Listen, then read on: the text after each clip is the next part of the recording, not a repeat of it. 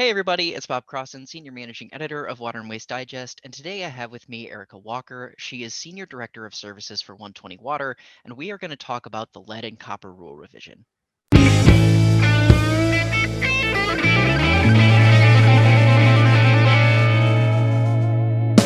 Erica, thanks so much for being on the call. I appreciate you taking the time today. Yeah, thanks for having me. So there is a lot to cover in this bill, in Oh this rule and boy. regulation. Yeah, Um, we did have an article in our March issue that kind of highlighted some of the higher level things, and noting some of the uncertainty surrounding that bill or the rule at this time. But could you summarize what you guys look at when you're looking at this? What are some of the core elements right. that this is going to impose on utilities that they should be aware of and be looking to plan for?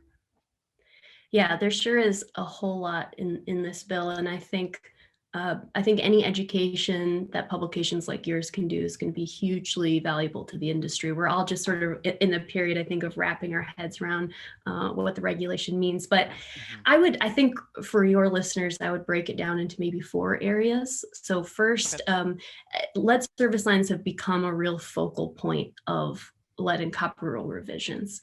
It used to be lead and copper was really about corrosion control treatment and helping utilities assess the performance of their corrosion control treatment. And I think this does set us on a path toward eventual replacement. The country is really interested in finding these things, knowing where they are, and really eventually getting them out of the ground. EPA kind of stopped short of that, but I think you probably agree they took some aggressive steps towards Mhm. pulling us in that direction. So first would be inventories. So all community water systems and non-transient, non-community water systems, they need to have a lead service line inventory. And this isn't a count of lines, this is location based. So EPA is really asking systems to roll up their sleeves, get into their data, and figure out whether it's publicly or privately owned, it doesn't matter, where are lead service lines in people's communities. Um, if you are a community that serves more than 50,000 people, you have to post the inventory online. You have to notify customers if they're served by a known lead service line or a service line of unknown material every year. So it's really lots of customer engagement around this issue of Mhm. lead service lines. I mentioned that they stop short of requiring replacement, but there are some provisions around that. For example, if a customer calls a utility and says, "Hey, I found out I had a lead service line and I replaced my side," then the utility would have to replace their side as well. There are some kind of things too about providing pitcher filters after Mhm. replacement to protect public health or do sampling. So again, it is not requiring full replacement, but it is requiring full detailing. That's going to be a big lift. So that would be kind of Mhm. that first area. The next, I'd say there's quite a few changes to tier site monitoring. And maybe just to connect it to the last section, you probably noticed that the inventory sort of becomes the basis for tier sites.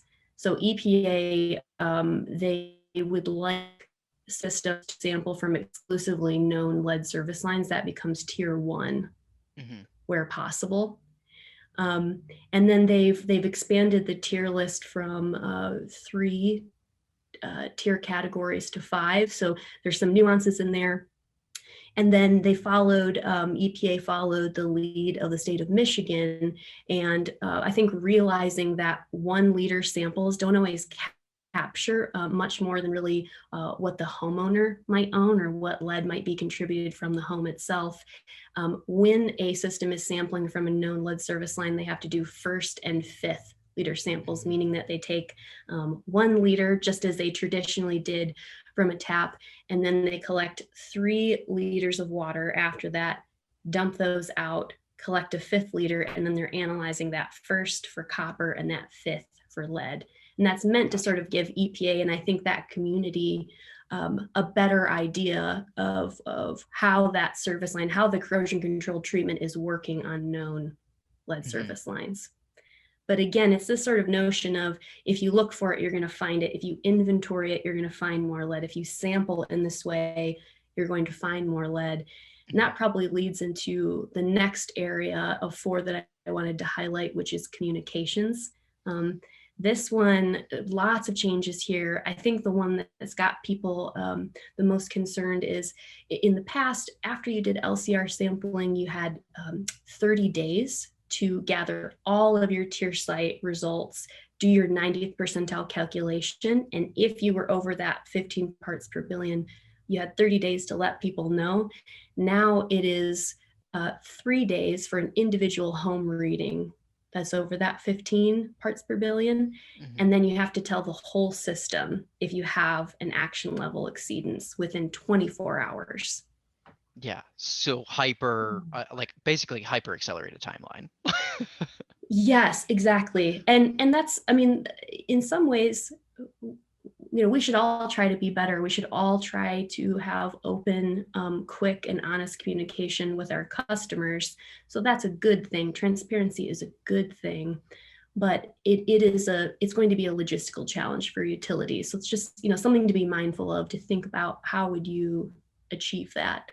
Yeah. And the last one, Especially for sorry to interrupt, but yeah, especially for please. smaller ones, right? Because there's so Mhm. many small utilities in the United States. Anything in that 3,000 to or 3,300 population or lower, like I think that there are provisions for those small systems in the bill as well, but it does create an increased burden for them because there's maybe only one guy doing everything, you know?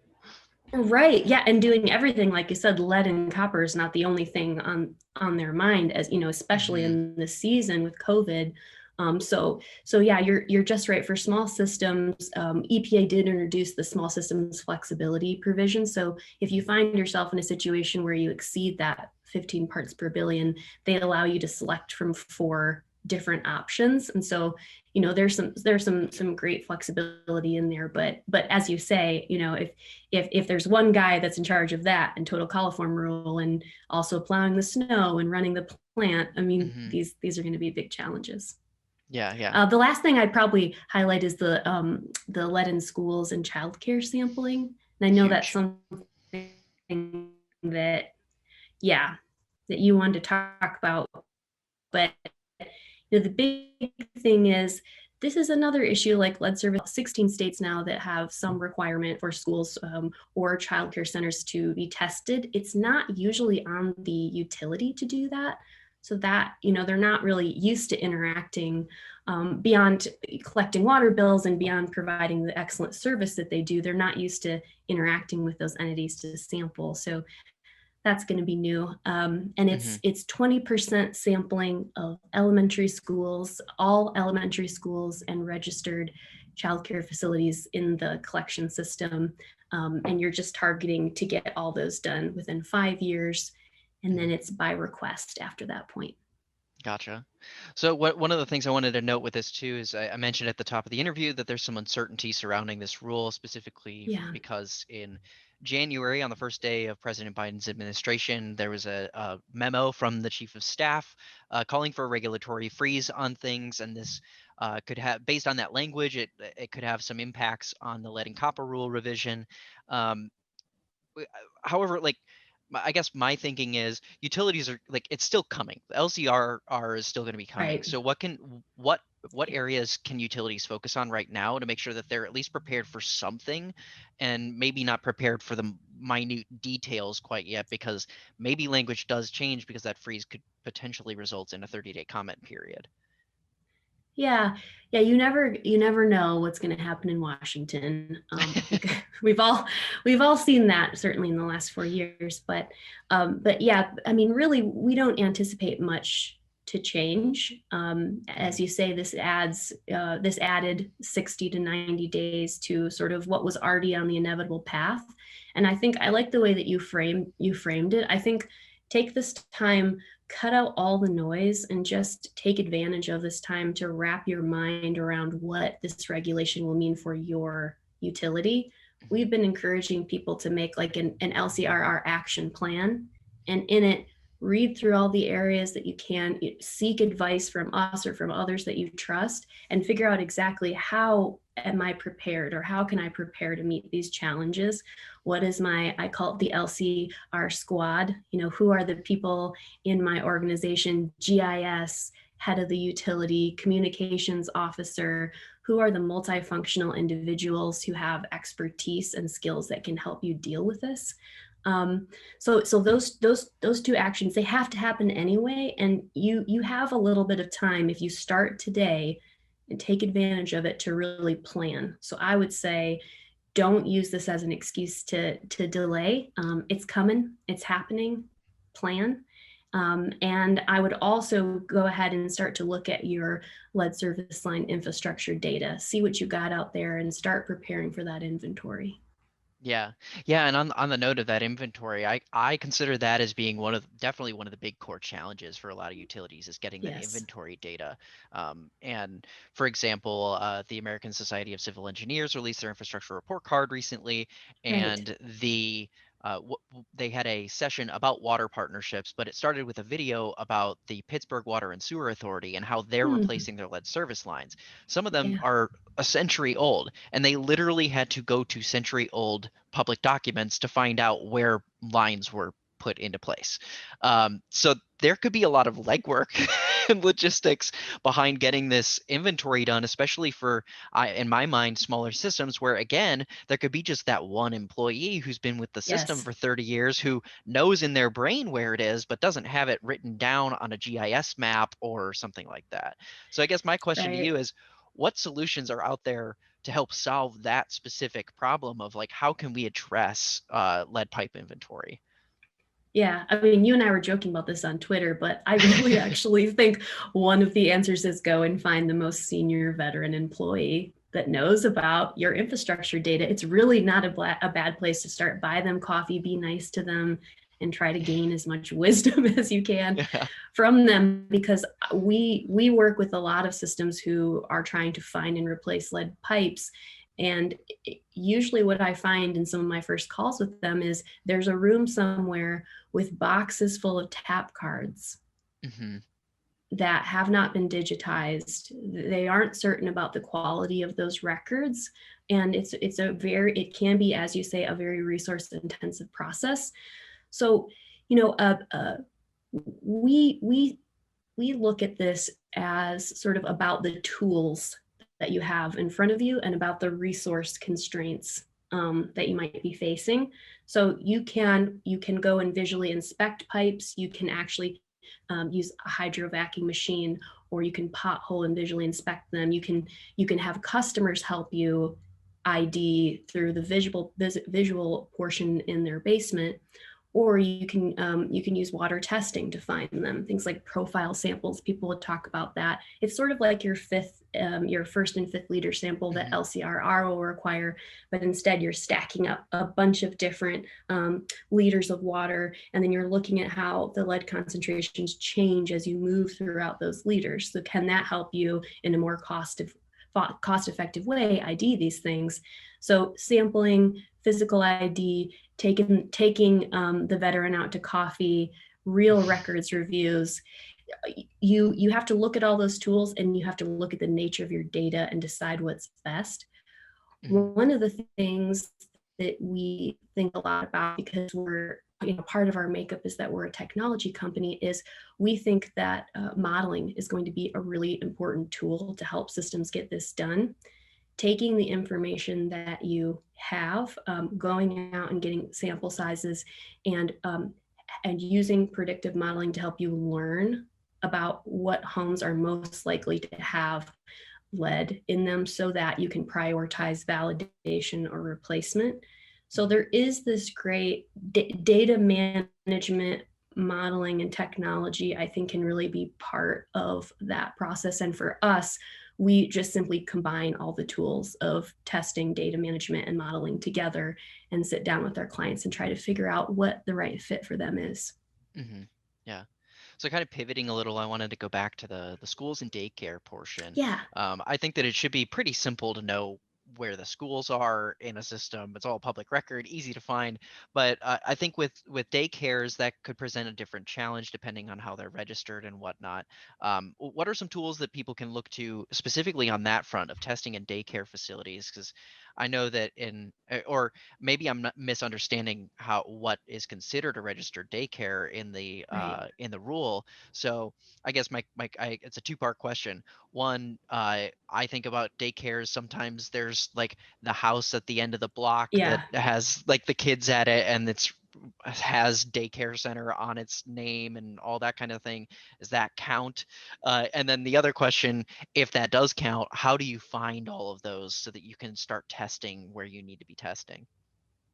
Yes. Again, I think that's definitely the right place to start. It is essentially a data, again, it's a data problem as well. Just figuring out, you maybe in your billing system, you are able to route a bill to the customer, but are you able to pull that data set out and figure out whether or not, to your point, it's a daycare or a school? I think most systems are not prepared to do that.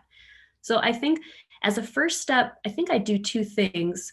So first, I would figure out if you are a utility in a state that already requires testing, because some states will require both childcare and school testing, or and then some will require one or the other. And often Mhm, that information will be public on a state agency's website.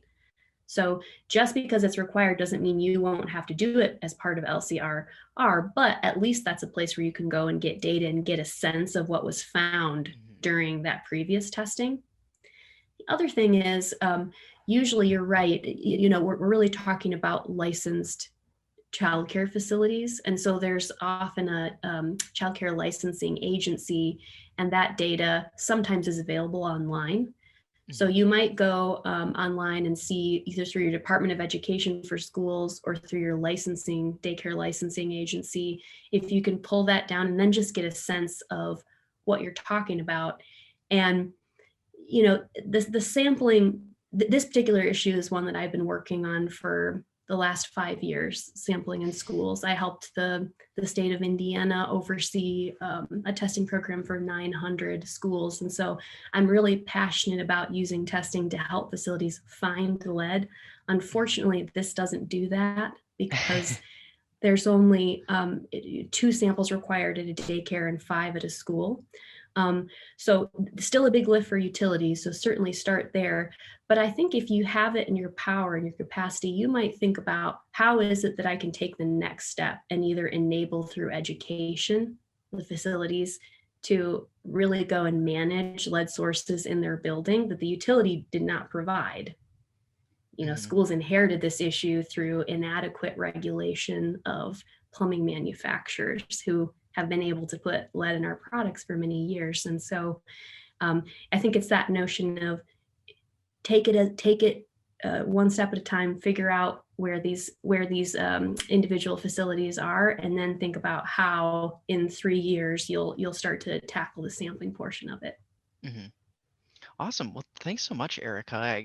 I know we could probably talk for a lot longer on this subject. Like Yes. I said, there's a lot in this bill, but I do appreciate your time. And once again, we have an article with some overview of things in this rule in our March issue. And of course, I'll leave some links to some resources from 120 Water in the description below as well, so that you can get a gauge for what they're looking at as well. So thank you all for watching, and thank you again, Erica, for being on.